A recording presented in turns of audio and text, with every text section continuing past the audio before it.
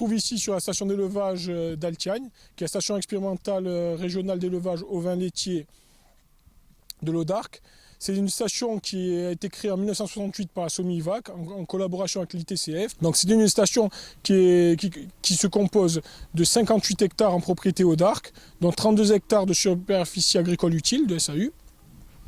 Le cheptel est composé de 215 brebis mères avec 45 agnelles de renouvellement. Et évidemment, ce sont des brebis race corse. On fait partie du groupe sélection au niveau régional. Depuis cette période-là, nous avons plus orienté nos travaux sur la complémentation des brebis, l'amélioration justement de la conduite des troupeaux, meilleure maîtrise des reproductions, meilleure alimentation possible. Et ce qui fait que depuis environ 5 ans, nous sommes sur un protocole en monotraite. Ce qui est vraiment intéressant à savoir sur la monotraite, c'est que même s'il y a une perte de production laitière, il faut savoir qu'il y a un gain de temps qui n'est pas négligeable pour l'exploitant. Que ce soit en termes de diversification sur l'exploitation, en termes, je dirais, d'orientation de la spéculation. S'il veut devenir éleveur transformateur, ça laisse une possibilité de dégager du temps. Il faut savoir que la station de l'Audarc a testé ce protocole en partenariat avec l'Institut national de l'élevage. Et sur les autres races, on était plutôt sur des niveaux de perte avoisinant les 15%. Les premiers résultats montrent que la tendance montre que la pratique est vraiment intéressante, puisqu'il faut savoir que d'un point de vue économique, au printemps, l'offre fourragère étant la plus élevée de l'année, ce qui fait que les charges alimentaires sont les moins élevées. Et vu nos résultats, nous sommes à peu près sur 10 à 15% de surproduction laitière, entre les deux lots en comparaison, entre le lot qui pâture le soir et le lot qui reste en bergerie.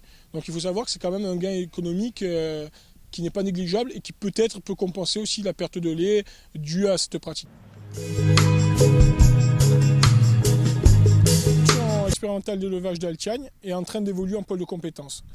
En fait, l'Audarc a toujours eu la maîtrise historiquement de l'expérimentation brebis de race corse laitière, mais il faut savoir que depuis 2005, on accueille le syndicat AOC Miel de Corse, avec aujourd'hui la possibilité de les doter d'une miellerie expérimentale, des outils qui leur manquaient sur la sélection et la multiplication d'abeilles corse. On héberge aussi depuis 2007 l'interprofession laitière ovine et caprine corse. Depuis 2009, on héberge la filière porcine en les ayant dotés d'une verraterie, c'est-à-dire d'un centre de sélection de la race porc-noustral, la race corse, c'est-à-dire le schéma mâle. Et prochainement, il y aura un bâtiment qui permettra d'avoir l'ensemble du schéma, c'est-à-dire sélection des mâles et des femelles de race noustral. Il faut savoir aussi qu'on accueille depuis 2 ans une pépinière de chevrettes qui est au bénéfice de Capra Corse, c'est-à-dire la filière caprine corse. Donc cette pépinière de chevrettes sert à répondre aux besoins des jeunes agriculteurs qui souhaitent s'installer et qui ont de très grandes difficultés à trouver un cheptel en race corse. Voilà.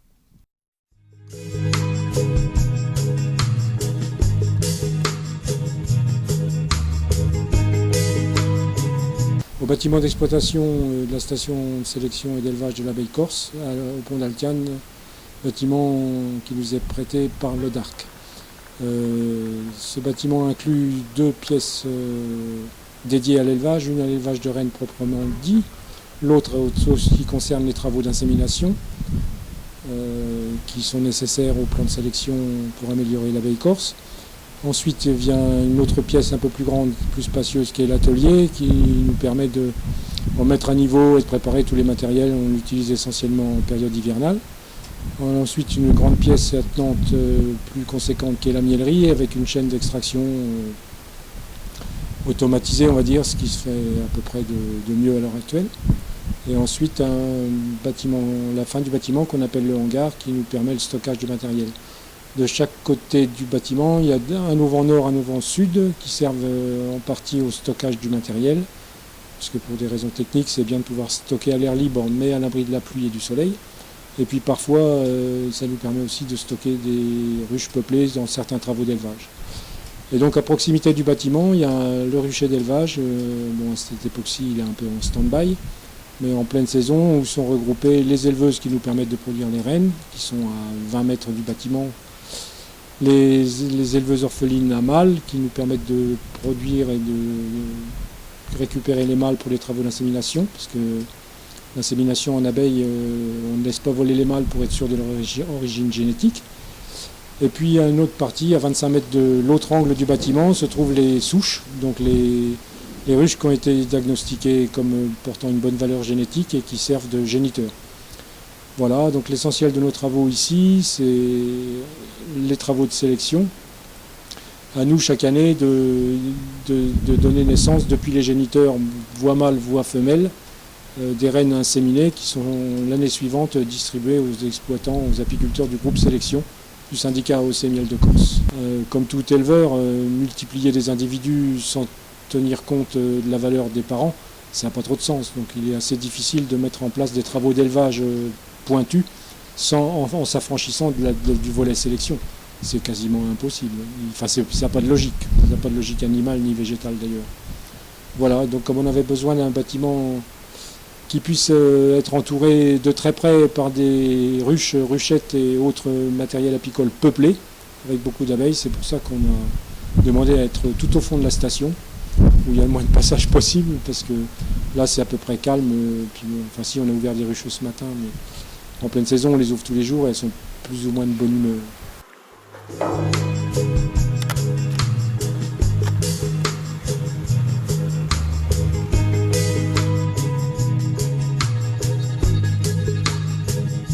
Ici, on est au sein de la station expérimentale d'Atia, ce qu'on a appelé la verraterie. Donc, le principe de cet outil qui est mis à disposition de la filière de charcuterie corse, qui regroupe à la fois le syndicat AOC Charcuterie de Corse et l'association régionale de gestion de la race de porc corse, est une structure qui permet de gérer les différentes lignées et familles des animaux des porcs corse, qui s'appellent, on a appelé Noustral. Et donc, le principe de cet outil, c'est de placer les animaux reproducteurs à l'âge de 2 mois, donc dès qu'ils sont sevrés, de les mettre en station et de pouvoir observer leur croissance, leur comportement et de les qualifier.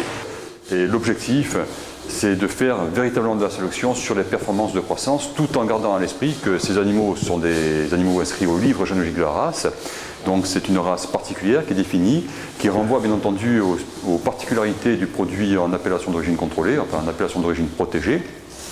Et donc le caractère de rusticité reste un élément important à maintenir. Il s'agit de faire en sorte qu'on garde des animaux qui soient conformes aux standards de la race par rapport à l'apparence, mais aussi par rapport à ce qu'il peut y avoir dans l'animal. La station d'Altiani a été créée bien entendu en partenariat avec l'association qui regroupe les éleveurs utilisateurs de cette race. Ces éleveurs ont un mode de fonctionnement qu'il faut garder, maintenir, développer, perfectionner. Mais il est bien évident que cet outil est un outil d'expérimentation, de contrôle de performance en conditions de stabulation. Bien entendu, après, qu'est-ce que ça donne sur le terrain?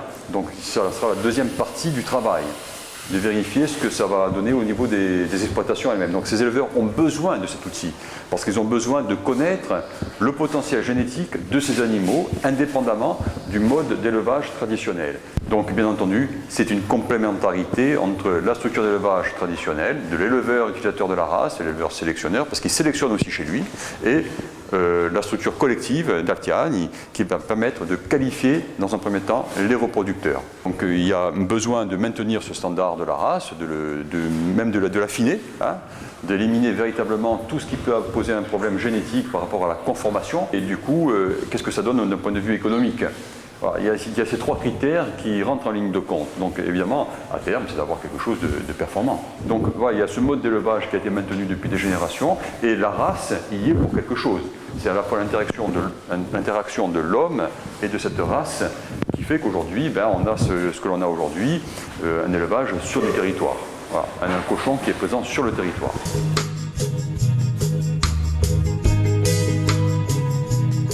Le centre d'insémination dans lequel nous sommes va à peu près héberger environ une centaine de bêtes, donc 70 béliers et une vingtaine de brebis. Donc notre objectif, c'est d'améliorer la productivité laitière des brebis. en utilisant donc le contrôle laitier qui permet de repérer les meilleures brebis dans les troupeaux et l'insémination artificielle qui permet d'accoupler les meilleurs béliers de la race avec ces brebis qu'on a repérées sur les élevages et ainsi améliorer la production laitière des brebis. On fait à peu près 7000 inséminations artificielles par campagne, par an, ce qui représente entre 50 et 60 élevages. Et l'objectif des inséminations artificielles, il est double. On fait des inséminations artificielles avec des béliers qu'on appelle améliorateurs. Donc ça, l'objectif, c'est que leurs filles qui vont naître sur les élevages, elles soient élevées par les éleveurs et c'est elles qui vont améliorer la production laitière du troupeau parce qu'elles ont un potentiel génétique important. Et tout ce qui est mâle, petits béliers qui sont issus des inséminations artificielles, ils sont ramassés par la Corsia, la coopérative Corsia. On les ramasse à 35 jours, on les élève pendant 1 an et demi et ensuite ils vont être revendus pour la monte naturelle à l'ensemble des éleveurs corses pour justement eux aussi leur permettre d'améliorer la production laitière de leur élevage via le potentiel génétique qui est porté par ces petits béliers. Nous sommes sur le site d'Altiane où une pépinière de chevrettes va être construite pour la filière caprine parce que depuis quelques années, les élus professionnels de la filière se rendent compte que beaucoup de jeunes veulent s'installer mais ne trouvent pas de cheptel. Donc cette réalisation est dans le cadre de la transformation de la station d'Altiane en pôle de compétences. Nous allons avoir un bâtiment d'élevage où nous allons pouvoir élever des chevrettes et les vendre ensuite aux jeunes qui s'installent et aux moins jeunes qui en ont besoin. Le pôle de compétences a actuellement un troupeau de brebis où il y a des expérimentations de réaliser comme par exemple la monotraite ou la sénétique de traite.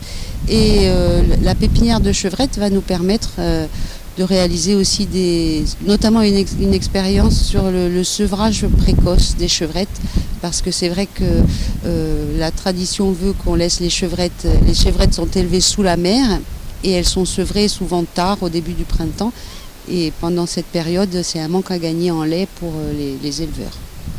Alors cette pépinière de chevrettes justement, on va la gérer aussi dans le cadre du contrôle laitier parce qu'en fait on ne peut pas s'amuser à donner n'importe quoi à des jeunes, donc ne seront éligibles à la pépinière de chevrettes que les chevrettes qui viennent d'élevages sélectionnés et suivis en contrôle laitier, avec un suivi sanitaire également. Le travail est aussi d'être responsable du schéma de sélection de la chèvre corse. Donc je suis tous les élevages qui sont au contrôle laitier. Je travaille aussi avec Capgène, qui est l'organisme de sélection nationale, et tous les élus professionnels de la filière.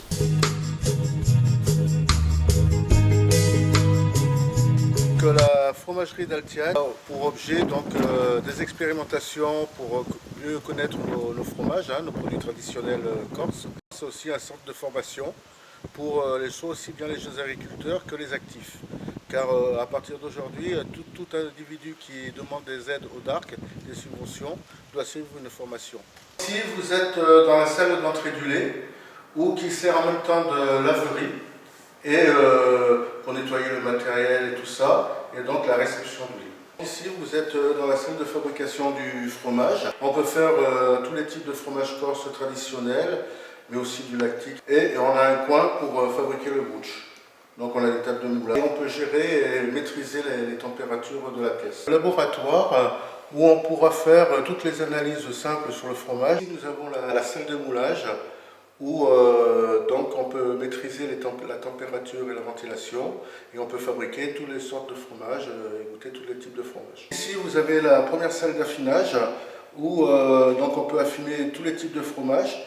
Donc on maîtrise les conditions de température, d'hygrométrie et de ventilation et on peut fabriquer donc aussi bien en méthode traditionnelle qu'en méthode moderne, c'est-à-dire sur des clés inox ou mettre en forme, par exemple pour les fromages de chèvre, dans des trolls, des gouttières de mise en forme ou dans des caisses. Dans une deuxième salle d'affinage, et il y en a 2 comme ça, donc avec des évaporateurs statiques qui a l'avantage de ne pas souffler de l'air et donc d'éviter que le fromage craque ou se dessèche. Donc comme vous pouvez le voir, on a des caisses de type Calanzane, pour faire du Calanzane. On a des échelles en bois avec des planches en bois. Alors, tout est en pain à la richo parce qu'on a voulu des essences locales. Hein. Et aussi donc un peu plus moderne sur des grilles où on peut mettre des planches. Donc ici vous êtes dans une chambre froide, donc pour la conservation des produits à 4 degrés. Donc on pourra faire aussi bien du sous-vide que comparer avec les différents emballages papier film ou papier engraissable. Dans la salle d'emballage du fromage, donc on pourra emballer les fromages sous vide ou sous papier film ou sous papier engraissable. De même, cette salle a d'autres fonctions, donc la formation, aussi bien des jeunes agriculteurs que des aînés qui ont fait une demande d'investissement au niveau de l'ODA.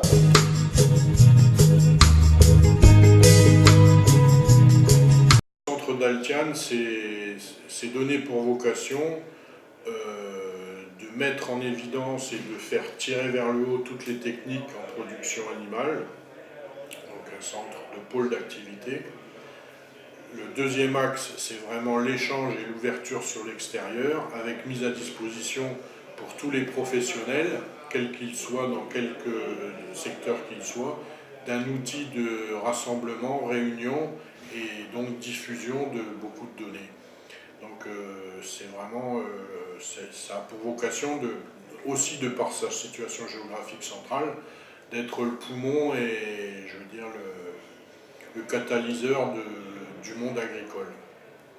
Et l'ouverture, donc là c'est plus le côté vitrine, de qu'est-ce qu'on peut réaliser en termes de bâtiments et de conduite d'élevage sur un grand panel de visiteurs entre anciens professionnels, étudiants et même tourisme, car l'agriculture et la diffusion de ce qui peut être fait en Corse est part intégrante aussi du tourisme.